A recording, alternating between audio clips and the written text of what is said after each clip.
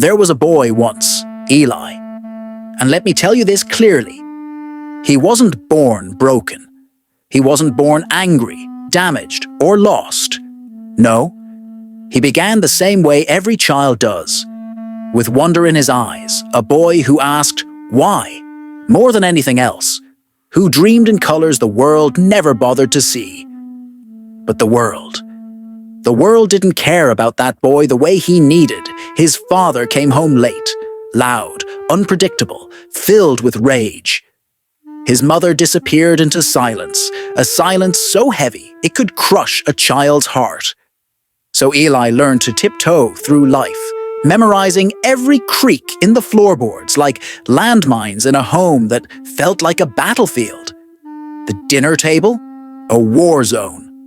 Words thrown like knives, no apologies, no warmth, just survival. But what damaged Eli most wasn't the chaos. It was the denial of it, the pretending, the forced smiles in public, the world around him acting like nothing was wrong. That kind of gaslighting, that denial of reality, is poison to a young mind, because trauma doesn't just sit in your memories.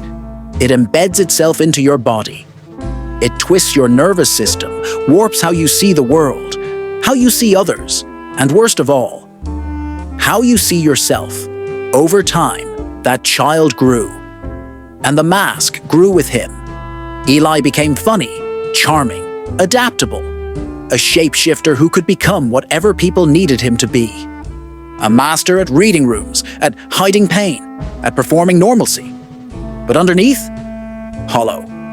Burned out like a room after a fire. Walls standing, soul gone. That is what unprocessed trauma does. It splits the self. Carl Jung once said, "The greatest tragedy of the family is the unlived lives of the parents." And Eli, he inherited that tragedy, not just in blood, but in silence, in shame, in the cold, empty legacy of emotional neglect. And he didn't go crazy in one moment. It happened slowly. First came the insomnia, then the constant feeling that something was wrong, even on good days. Then the paranoia, the rage, the self-hate relationships became landmines. He'd push people away, then beg them not to leave. Love became a battlefield where he played both soldier and saboteur. He tried therapy once.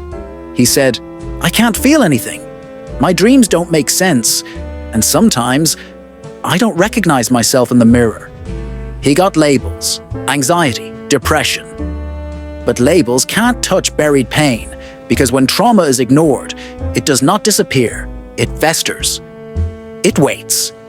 And one day, it erupts. Eli began talking to himself.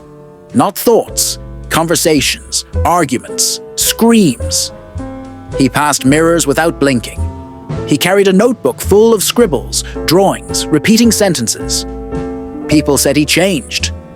But the truth, he had simply run out of energy to hide the truth. And that's what no one tells you about losing your mind. It isn't madness, it's exhaustion. It's the soul dropping the mask after years of pretending. His mind, starving for meaning in the chaos, started creating patterns where there were none. Every glance, every light flicker, every radio ad. A message. A sign. A universe speaking directly to him. But it wasn't magic. It was a wounded mind trying to make sense of years of silence. Unhealed trauma becomes a ghost. And ghosts don't die. They haunt.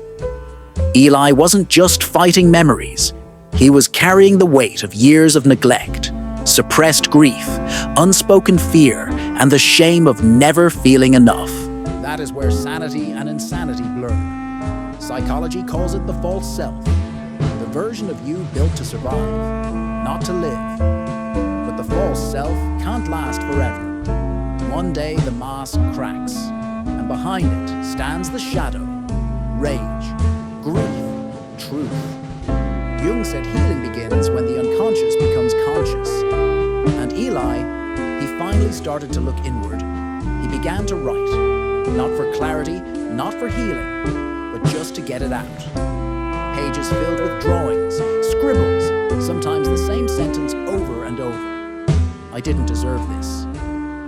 Those 4 words changed him, not because they gave peace, but because they gave permission.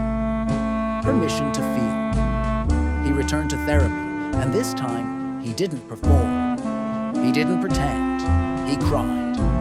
For the child who grew too fast, for the adult who never felt safe, for the madness that now made sense. He wasn't cured, but he wasn't lost anymore, because madness was never the enemy. It was a message, a cry from the forgotten parts of himself.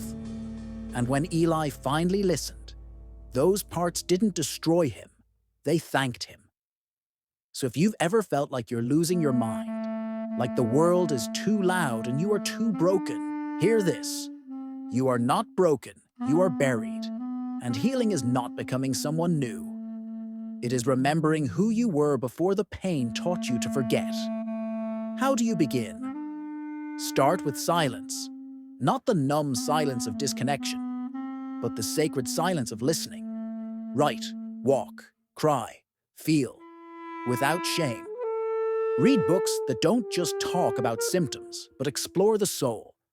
The Body Keeps the Score, Bessel, van der Kolk, Owning Your Own Shadow, Robert A. Johnson, The Drama of the Gifted Child, Alice Millerman and His Symbols, Carl Jung. These aren't books. They are mirrors. And most importantly, don't heal to be perfect. Heal to be real. Because the world doesn't need more masks. It needs more people who went into their shadows and made it back alive carrying light.